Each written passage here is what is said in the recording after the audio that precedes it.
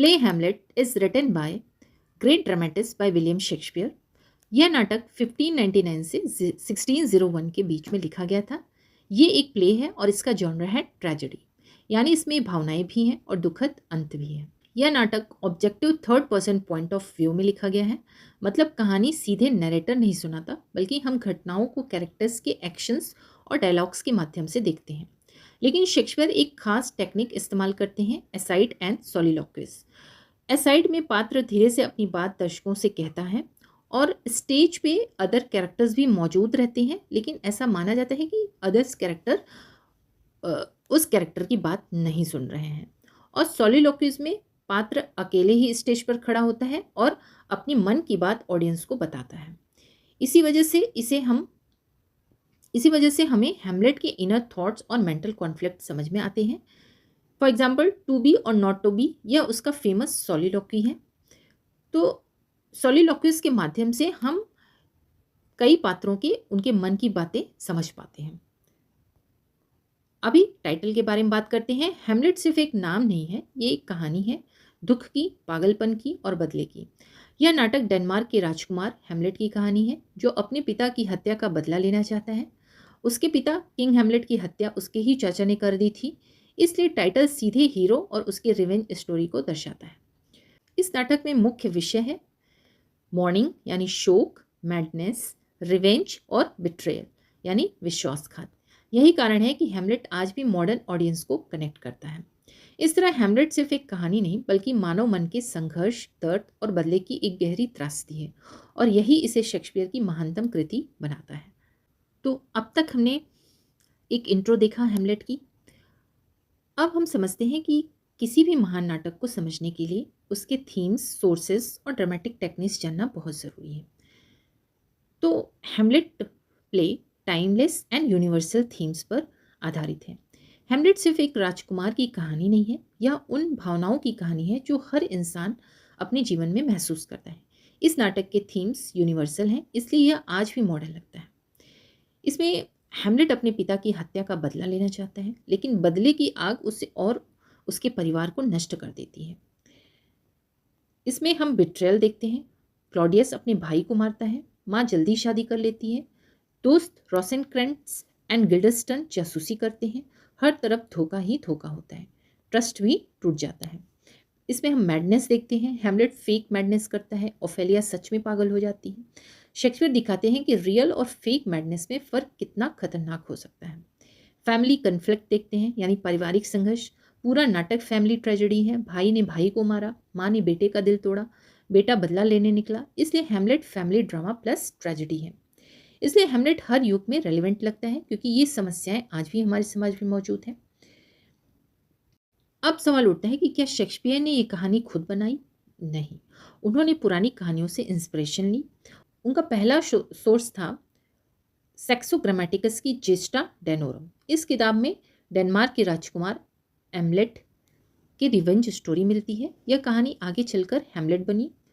दूसरा है the Spanish tragedy, लेखक हैं थॉमस कीड। इस नाटक में revenge, ghost, play with in play, ये सब टेक्निक पहले से थी। शेक्सपियर ने इन्हें और बेहतर बना दिया। किसी भी महान नाटक की सफलता सिर्फ उसकी कहानी में नहीं होती, बल्कि उसकी ड्रामेटिक टेक्निक्स में होती है। शेक्सपियर दर्शकों को बांधे रखने के लिए कई पावरफुल टेक्निक्स का उपयोग करते हैं। फर्स्ट देखते हैं ड्रामेटिक आयरनी। यह वह स्थिति होती है जब दर्शक सच्चाई जानते हैं लेकिन कैरेक्टर्स नहीं जानते।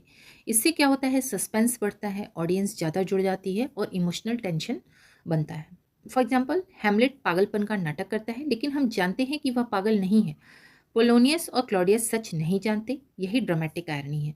सेकेंड, सिचुएशनल आयरनी, जब परिणाम हमारी उम्मीद के बिल्कुल उल्टा हो। फॉर एग्जाम्पल, हैमलेट बदला लेने निकलता है लेकिन खुद भी मर जाता है। हीरो जीतता नहीं बल्कि ट्रेजेडी में खत्म हो जाता है। यह अनएक्सपेक्टेड एंडिंग है। शेक्सपियर एक और स्मार्ट ट्रिक यूज करते हैं, play inside the play. Hamlet the mouse trap नाम का नाटक करवाता है क्लॉडियस का गिल्ट पकड़ने के लिए। यह स्टोरी को इंटरेस्टिंग बनाता है, सस्पेंस क्रिएट करता है, ट्रुथ रिवील करता है। ट्रेजिक एंडिंग, शेक्सपियर ऑडियंस को इमोशनली हिला देते हैं। अंत में क्वीन मरती है, लेआर्टिस मरता है, क्लॉडियस मरता है, हैमलेट भी मर जाता है, तो कंप्लीट डिस्ट्रक्शन होता है। तो इस तरह शेक्सपियर सिर्फ कहानी नहीं सुनाते, बल्कि ऐसी ड्रामेटिक टेक्निक इस्तेमाल करते हैं कि दर्शक आखिरी दृश्य तक अपनी सीट से उठ नहीं पाते। तो आइए इस प्ले के सबसे इंपॉर्टेंट कैरेक्टर्स को देखते हैं। फर्स्ट देखते हैं हेमलेट द ट्रैजिक हीरो। हेमलेट इस प्ले का प्रोटैगनिस्ट और ट्रैजिक हीरो है। वह बहुत सेंसिटिव, थॉटफुल और इंटेलिजेंट प्रिंस है। अपने फादर किंग हेमलेट की डेथ के बाद वह गहरे शोक में चला जाता है। हेमलेट की सबसे बड़ी विशेषता है उसका सोचने वाला स्वभाव। वह हर एक्शन से पहले उसके मॉरल कॉन्सिक्वेंसेस पर विचार करता है, यानी ये काम सही है या गलत है, इस चीज़ पे वो बहुत ज़्यादा सोचता है। इसी ओवर थिंकिंग की वजह से वह कई बार डिसीजन लेने में डिले करता है। दर्शक भी उसके इंटरनल कॉन्फ्लिक्ट में उलझ जाते हैं। क्या वह सच में मैड है या सिर्फ प्रिटेंड कर रहा है? यही इनर स्ट्रगल उसे एक महान ट्रेजिक हीरो बनाती है। सेकंड कैरेक्टर देखते हैं पोलोनियस द काउंसलर। पोलोनियस राजा का चीफ काउंसलर है और लियार्टिस और ओफेलिया का पिता भी है। वह खुद को बहुत वाइज समझता है, लेकिन अक्सर बिना सोचे काम कर देता है। वह अपने बच्चों से प्रेम करता है, लेकिन कई बार पॉलिटिकल सिचुएशन को ज़्यादा महत्व देता है। उसकी जल्दबाजी और अननेसेसरी स्पाइंग यानी जासूसी उसकी ट्रैजिक डेथ का कारण बनती है। नेक्स्ट कैरेक्टर देखते हैं Claudius the villain king.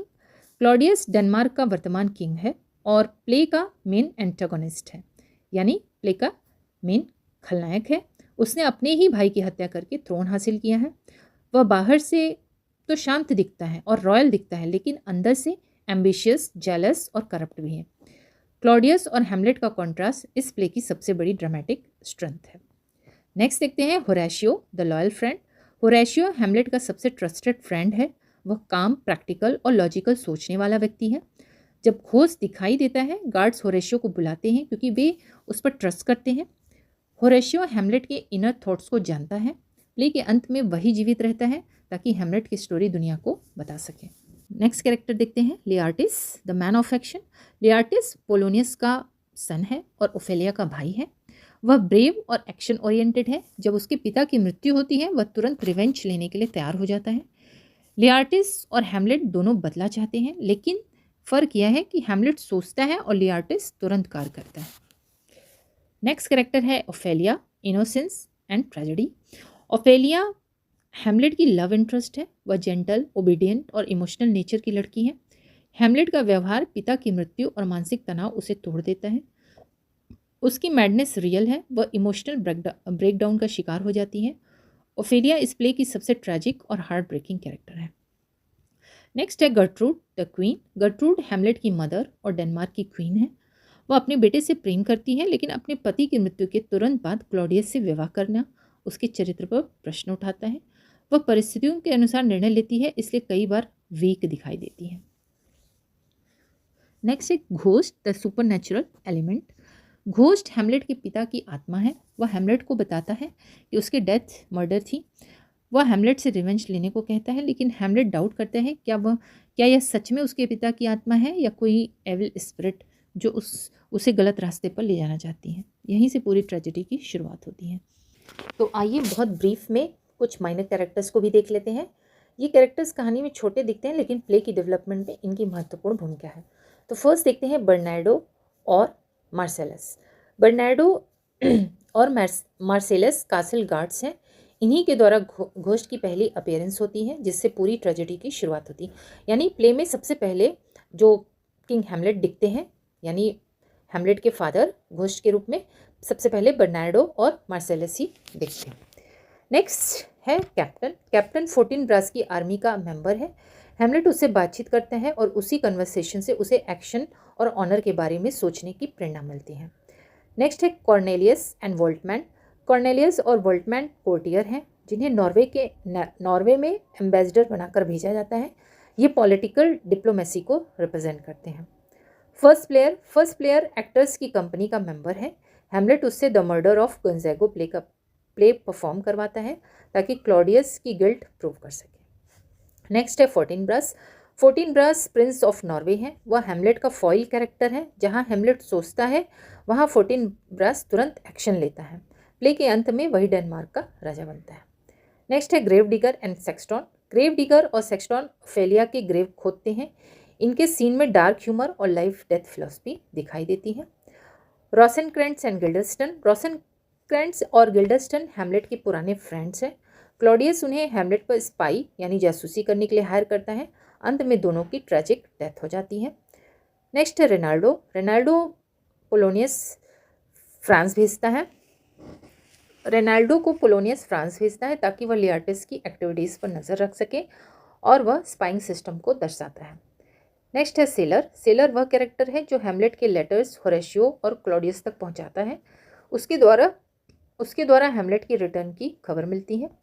Next है ऑजरिक, राजा का मैसेंजर। वह थोड़ा प्रिटेंशियस सुपरफिशियल कैरेक्टर है जो डुअल की अनाउंसमेंट करता है। तो चलिए देखते हैं इस प्ले की प्लॉट स्टोरी। तो एक्ट 1 पूरी ट्रेजेडी की फाउंडेशन रखता है। यहाँ से रिवेंज की जर्नी शुरू होती है, लेकिन एक्शन से नहीं बल्कि मिस्ट्री और साइकोलॉजिकल टेंशन से। प्ले की शुरुआत होती है डेनमार्क के एल्सिनोर कासल से। रात का समय है, ठंडा वातावरण है और गार्ड्स को कुछ असामान्य दिखाई देता है। उन्हें दिखाई देता है एक घोस्ट।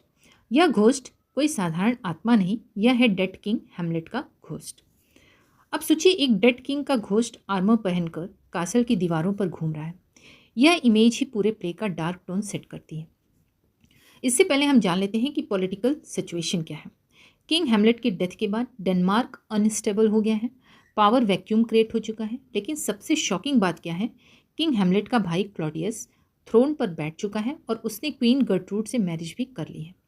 यह मैरिज बहुत जल्दी हुई है और ये क्वीन गर्ट्रूड किंग हैमलेट यानी प्रिंस हैमलेट की माँ है और किंग हैमलेट की वाइफ थी, जिसे क्लॉडियस ने किंग हैमलेट की हत्या के बाद उससे तुरंत ही शादी कर ली है। यह मैरिज बहुत जल्दी हुई है। प्रिंस हैमलेट को यह इमोरल और डिस्टर्बिंग लगता है। Prince Hamlet deeply grief stricken है। वह सिर्फ अपने फादर के डेथ से दुखी नहीं है, बल्कि अपने मदर की हास्टी मैरिज से भी इमोशनली डिस्टर्ब है। अब आता है सबसे महत्वपूर्ण सीन। प्रिंस हैमलेट घोस्ट से मिलता है। घोस्ट उसे एक शॉकिंग ट्रुथ बताता है। किंग हैमलेट की नेचुरल डेथ नहीं हुई थी, ही वॉज मर्डर्ड। और मर्डरर कौन है? क्लॉडियस। घोस्ट बताता है कि उसका चाचा क्लॉडियस ने उसके ईयर में पॉइजन डालकर उसे मार दिया। यह बिट्रेयल सिर्फ पॉलिटिकल नहीं, यह फैमिली बिट्रेयल है। अब घोस्ट हैमलेट को रिवेंज लेने के लिए कमांड करता है। यहाँ से प्ले का सेंट्रल थीम शुरू होता है, रिवेंज। लेकिन घोस्ट एक इम्पॉर्टेंट इंस्ट्रक्शन भी देता है कि क्वीन गर्ट्रूड यानी हैमलेट की माँ को अपनी माँ को हार्म मत पहुँचाना। उसका जजमेंट हेवन और उसकी कॉन्शियंस पर छोड़ दो। यह इंस्ट्रक्शन हैमलेट के इनर कन्फ्लिक्ट को और कॉम्प्लिकेटेड बना देता है। अब प्रिंस हैमलेट एक मॉरल डिलेमा में फंस जाता है। क्या वह तुरंत रिवेंज ले या पहले प्रूफ कलेक्ट करे? क्या घोस्ट सच में उसके फादर की स्पिरिट है या कोई एविल स्पिरिट उसे मैनिपुलेट कर रही है? यहीं से शुरू होता है हैमलेट का साइकोलॉजिकल स्ट्रगल। एक्ट 1 में फिजिकल एक्शन कम है, लेकिन मेंटल एक्शन बहुत इंटेंस है। शेक्सपियर यहाँ एटमॉस्फेयर क्रिएट करते हैं, darkness, fear, doubt, corruption. Denmark एक रॉटन स्टेट की तरह दिखाया गया है। घोस्ट रिवेंज की डिमांड करता है, लेकिन हैमलेट हेजिटेशन दिखाता है और यही हेजिटेशन इस ट्रेजेडी को महान बनाती है। तो चलिए बढ़ते हैं एक्ट 2 की तरफ। तो सबसे पहले आते हैं पोलोनियस। पोलोनियस एक टिपिकल पॉलिटिकल एडवाइज़र है, बहुत बोलने वाला, थोड़ा सेल्फ इम्पॉर्टेंट और हर सिचुएशन में थियरी बनाने वाला। ओफेलिया बताती है, जो कि उसकी बेटी है, कि हैमलेट अजीब बिहेवियर कर रहा है, dishevelled appearance, strange expression, silent staring. Polonius तुरंत कंक्लूजन निकालता है, Hamlet is mad in love. उसे लगता है कि ओफेलिया के रिजेक्शन की वजह से हैमलेट मैड हो गया है। लेकिन स्टूडेंट्स, यहाँ एक बड़ा क्वेश्चन है, क्या हैमलेट सच में लव मैड है या वह एंटिक डिस्पोजिशन का एक्टिंग कर रहा है, यानी वो सिर्फ दिखावे का पागलपन कर रहा है। अब पॉलिटिकल साइड पर चलते हैं। क्लॉडियस को नॉर्वे से खतरा था, फोर्टिनब्रास अटैक कर सकता था, लेकिन वोल्टमैन और कॉर्नेलियस रिपोर्ट लेकर आते हैं कि फोर्टिनब्रास ने रिट्रीट कर लिया है, यानी पीछे हट गया है, वो अभी इन्वाइट नहीं करेगा। यह दिखाता है कि पॉलिटिकल लेवल पर क्लॉडियस सिचुएशन हैंडल कर रहा है, लेकिन इंटरनल थ्रेट वह हैमलेट है। क्लॉडियस को हैमलेट पर डाउट है। अब क्लॉडियस एक स्मार्ट मूव करता है। वह हैमलेट के चाइल्डहुड फ्रेंड्स रोसेनक्रेंट्स और गिल्डेस्टेन को पैलेस बुलाता है।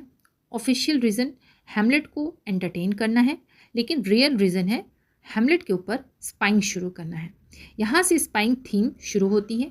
पूरे प्ले में सर्विलांस, स्पाइंग, हिडन ऑब्जर्वेशन बहुत इंपॉर्टेंट बन जाता है। लेकिन हैमलेट इतना सिंपल नहीं है। वह जल्दी समझ जाता है कि उसके फ्रेंड्स नेचुरल विजिट पर नहीं आए हैं। ही सस्पेक्ट बिट्रेयल। हैमलेट कहता है were you not sent for. इस डायलॉग से हमें पता चलता है कि हैमलेट मेंटली शार्प है। वो मैड दिख रहा है लेकिन एक्चुअली वह ऑब्जर्व कर रहा है। अब एंटर होते हैं ट्रैवलिंग प्लेयर्स, थिएटर एक्टर्स। यह मोमेंट बहुत इंपॉर्टेंट है। हैमलेट उनसे एक स्पीच सुनता है जिसमें डीप इमोशन है और यहाँ हैमलेट अपने आप से कंपेयर करता है। वह सोचता है ये एक्टर इमेजिनरी कैरेक्टर के लिए इतना इमोशनल हो सकता है तो मैं अपने रियल फादर के मर्डर पर एक्शन क्यों नहीं ले पा रहा हूँ। यहीं आता है फेमस सोलिलोक्वी, ओ व्हाट अ रग एंड पीजेंट स्लेव एम आई। यह सेल्फ क्रिटिसिज्म है, यह गिल्ट है, यह हेजिटेशन है। और फिर एक्ट 2 का सबसे पावरफुल आइडिया आता है। हैमलेट डिसाइड करता है कि वह प्लेयर्स से एक प्ले परफॉर्म करवाएगा जिसमें किंग का मर्डर पॉइजन से दिखाया जाएगा। यह प्ले होगा द माउस ट्रैप। हैमलेट का प्लान सिंपल है। If Claudius reacts, if he shows guilt, then ghost was telling the truth. This is psychological strategy. यह डायरेक्ट रिवेंज नहीं है, यह प्रूफ कलेक्ट करने का प्लान है। तो हैमलेट एक्शन नहीं ले रहा है लेकिन वह प्लान बना रहा है। रिवेंज अभी भी पेंडिंग है लेकिन अब गेम इंटेलिजेंट हो चुका है। अब बढ़ते हैं अपने तीसरे एक्ट की तरफ। एक्ट 3 पूरे प्ले का टर्निंग पॉइंट है। यहाँ से ट्रेजेडी तेज हो जाती है। अब सिर्फ डाउट नहीं, अब प्रूफ, गिल्ट और एक्शन सामने आता है। हैमलेट प्लेयर से एक प्ले परफॉर्म करवाता है जिसका नाम वह रखता है द माउस ट्रैप। इस प्ले में एग्जैक्टली वही सीन दिखाया जाता है। एक किंग सो रहा है और उसका रिलेटिव उसके ईयर में पॉइजन डालकर उसे मार देता है। यह री एनेक्टमेंट डायरेक्ट एक्यूजेशन नहीं है लेकिन इनडायरेक्ट ट्रैप है। हैमलेट का प्लान सिंपल है। If Claudius reacts, he is guilty. यह साइकोलॉजिकल टेस्टिंग है। हैमलेट अभी भी डायरेक्ट रिवेंज नहीं ले रहा है, वह कंफर्मेशन चाहता है। जब मर्डर सीन स्टेज पर दिखाया जाता है, क्लॉडियस सडनली पैनिक हो जाता है। वह शाउट करता है स्टॉप द प्ले। वह तुरंत उठकर चला जाता है। स्टूडेंट्स, यही मोमेंट सबसे इंपॉर्टेंट है। यह रिएक्शन एक्सीडेंटल नहीं है, यह गिल्टी कंसाइंस की रिएक्शन है। हैमलेट अब श्योर हो जाता है ghost was telling the truth. अब हैमलेट को प्रूफ मिल चुका है। अब उसके पास डाउट नहीं है, अब उसके पास मॉरल जस्टिफिकेशन है। लेकिन ट्रेजेडी यहीं से शुरू होती है। प्रूफ मिलने के बाद भी हैमलेट तुरंत एक्शन नहीं लेता। क्यों? क्योंकि हैमलेट इम्पल्सिव नहीं है, वह ओवर थिंकिंग करता है। अब हम एक पावरफुल सीन देखते हैं। क्लॉडियस अकेले प्रेयर कर रहा है। वह एडमिट करता है yes I killed my brother. लेकिन प्रॉब्लम क्या है? He can not truly repent, क्योंकि अगर वह रिपेंट करेगा तो उसे थ्रोन और गर्ट्रूड छोड़ना पड़ेगा। यह मॉरल करप्शन है। वह प्रेयर कर रहा है लेकिन हार्ट से गिल्टी एक्सेप्ट नहीं कर पा रहा है। हैमलेट को मौका मिलता है। वह क्लॉडियस को प्रेयर करते हुए देखता है। वह सोर्ड निकाल लेता है। यह परफेक्ट रिवेंज मोमेंट है। लेकिन फिर हैमलेट सोचने लगता है अगर वह अभी क्लॉडियस को मार देगा तो क्लॉडियस हेवन चला जाएगा, क्योंकि वह प्रेयर कर रहा है। हैमलेट चाहता है कि उसे पनिशमेंट मिले स्पिरिचुअल लेवल पर भी। सो ही डिलेज। यही डिले ट्रेजेडी का कोर है। हैमलेट एक्शन से ज़्यादा थॉट में जीता है, यानी वो बहुत ज़्यादा ओवर थिंकिंग करता है, to be or not to B. अब हैमलेट अपनी मदर क्वीन गर्ट्रूड से कन्फ्रंट करता है, यानी मिलता है। वह उसे उसके इमोरल मैरिज के लिए क्रिटिसाइज करता है। यह इमोशनल सीन है। हैमलेट हार्श वर्ड यूज़ करता है लेकिन फिजिकली हार्म नहीं करता। यहाँ घोस्ट फिर अपीयर होता है लेकिन इस बार सिर्फ हैमलेट को दिखाई देता है। अब क्वेश्चन उठता है कि इज घोस्ट रियल और is it Hamlet's imagination?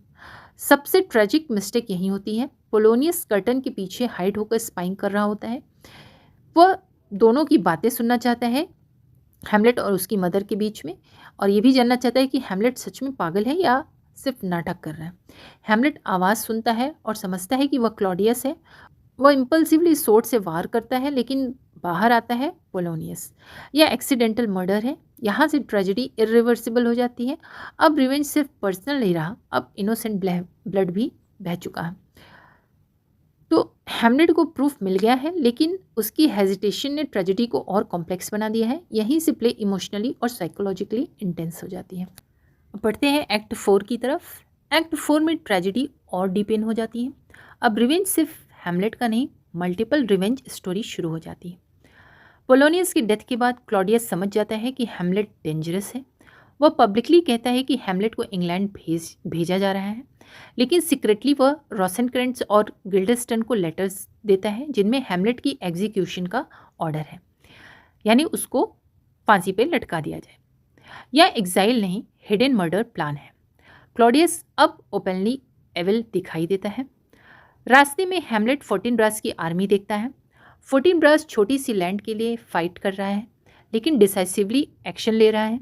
Hamlet compare करता है कि मेरे पास स्ट्रॉन्ग रीज़न है रिवेंज का, फिर भी मैं डिले कर रहा हूँ। यह सेल्फ रियलाइजेशन मोमेंट है। यहाँ हैमलेट डिसाइड करता है माई थॉट बी ब्लडी और बी नथिंग वर्थ। अब उसके थॉट्स पैसिव नहीं रहेंगे। पोलोनियस की डेथ के बाद ओफेलिया इमोशनली टूट जाती है। हैमलेट का रिजेक्शन प्लस फादर की डेथ साइकोलॉजिकल कोलैप्स उसका हो जाता है। अब उसका मैडनेस फेक नहीं है बल्कि रियल है। वह रैंडम सॉन्ग्स गाती है, ब्रोकन लैंग्वेज बोलती है, फ्लावर डिस्ट्रीब्यूट करती है और सिंबॉलिक मीनिंग के साथ। यह इनोसेंस की डिस्ट्रक्शन है, यानी एक सीधी साधी लड़की का डिस्ट्रक्शन। हैमलेट फेक मैडनेस दिखा रहा था, ओफेलिया रियल मैडनेस में चली जाती है। लियार्टिस फ्रांस से लौटता है। उसे अपने फादर पोलोनियस की डेथ का पता चलता है। वह फ्यूरियस है, वह इमीडिएट रिवेंज चाहता है। यहाँ कॉन्ट्रास्ट दिखता है, लियार्टिस एक्शन, हैमलेट हेजिटेशन। लियार्टिस इमोशनल है, इम्पल्सिव है और हैमलेट ओवरथिंकर है और एक्शन को पोस्टपोन करता रहता है। क्लॉडियस स्मार्ट पॉलिटिशियन है, वह लियार्टिस के एंगर को फ्यूल करता है। वह ब्लेम सटली हैमलेट पर शिफ्ट करता है। क्लॉडियस कहता है तुम रिवेंज लेना चाहते हो, मैं तुम्हारी हेल्प करूंगा। अब रिवेंज अलायंस बन जाती है। प्लान बनता है लियार्टिस हैमलेट को डुअल में चैलेंज करेगा, लेकिन डुअल फेयर नहीं होगा। लियार्टिस की सोर्ड पॉइजन होगी और बैकअप प्लान भी है। अगर सोर्ड फेल हो जाए तो पॉइजन वाइन रेडी रहेगा। यह डबल सिक्योरिटी मर्डर प्लान है। अब रिवेंज साइकोलॉजिकल नहीं रहा, अब फिजिकल ट्रैप तैयार है। एक्ट 4 पूरे प्ले को फाइनल कैटास्ट्रॉफी की तरफ पुश करता है। अगर रिवेंज की आग एक नहीं 3 लोगों के अंदर जलने लगे तो ट्रेजेडी कितनी डेंजरस हो सकती है। एक्ट 5 पूरे प्ले का कैटास्ट्रॉफी है। यहाँ फिलॉसफी भी है, इमोशन भी है और ब्रूटल ट्रेजेडी भी है। प्ले की शुरुआत होती है ग्रेवयार्ड से। हैमलेट एक स्कल हाथ में उठाता है। वह यॉरिक की स्कल है जो उसके चाइल्डहुड का एक जेस्चर था। हैमलेट सोचता है सबका एंड यही है, किंग, क्वीन, सोल्जर, क्लाउन सभी डेथ में इक्वल हो जाते हैं। यही मॉर्टेलिटी रिफ्लेक्शन है। अब हैमलेट थोड़ा मैच्योर और काम दिखाई देता है। हैमलेट को पता चलता है कि ओफेलिया मर चुकी है। फ्यूनरल सीन इमोशनल टेंशन से भरा है। लियार्टिस ओपनली ग्रीफ एक्सप्रेस करता है अपनी सिस्टर के प्रति। हैमलेट रियलाइज़ करता है कि उसने ओफेलिया को हर्ट किया था। अब रिग्रेट भी दिखाई देता है। लियार्टिस ग्रेव में कूद जाता है, हैमलेट भी जंप कर जाता है। दोनों फिजिकली फाइट करते हैं। यह सिर्फ ग्रीफ नहीं, यह राइवलरी, जेलसी और रिवेंज है। यह मोमेंट इमोशनल एक्सप्लोजन है। क्लॉडियस और लियार्टिस ने सीक्रेट प्लान बनाया था। लियार्टिस की सोर्ड पॉइजन है, बैकअप प्लान पॉइजन वाइन है। अब डुएल शुरू होता है। इनिशियली ये फ्रेंडली मैच लगता है, लेकिन behind it is a conspiracy. Gertrude unknowingly poison wine पी लेती है। क्लॉडियस उसे रोकता नहीं। यह मोमेंट शॉकिंग है। क्वीन स्लोली कोलैप्स हो जाती है। अब ट्रेजेडी अनस्टॉपेबल हो जाती है। फाइट के दौरान सोर्ड्स एक्सचेंज हो जाते हैं। लियार्टिस पॉइजन फॉइल से हैमलेट को वूंड करता है, घायल करता है, लेकिन हैमलेट भी वही पॉइजन सोर्ड से लियार्टिस को घायल कर देता है। अब दोनों डाइंग सिचुएशन में हैं। डेथ के मोमेंट पे लियार्टिस ट्रुथ रिवील करता है। वह एडमिट करता है दिस इज़ क्लॉडियस कॉन्स्पिरेसी। अब हैमलेट को फुल कन्फर्मेशन मिल जाता है। अब हैमलेट हेजिटेशन नहीं करता। वह क्लॉडियस को पॉइजन सोर्ड से स्टैप करता है और उसे पॉइजन वाइन पीने पर फोर्स करता है। रिवेंज कंप्लीट होता है, लेकिन कॉस्ट बहुत बड़ी होती है। हैमलेट भी डाइंग सिचुएशन में है। वह होरेशियो से कहता है टेल माई स्टोरी। यह लेगेसी मोमेंट है। वह चाहता है कि ट्रुथ दुनिया तक पहुँचे। फाइनल सीन में फोर्टिनब्रास डेनमार्क आता है। रॉयल फैमिली ऑलमोस्ट डेड है। फोर्टिनब्रास थ्रोन क्लेम करता है। प्ले सर्कुलर स्ट्रक्चर कंप्लीट करता है और यहीं पर ये प्ले समाप्त हो जाता है। तो चलिए इस प्ले के कुछ इंपॉर्टेंट कोट्स देख लेते हैं। फर्स्ट कोट है, O that the everlasting had not fixed his canon against self slaughter. Act 1 scene 2। यहाँ हैमलेट पहली बार आत्महत्या के बारे में सोचता है।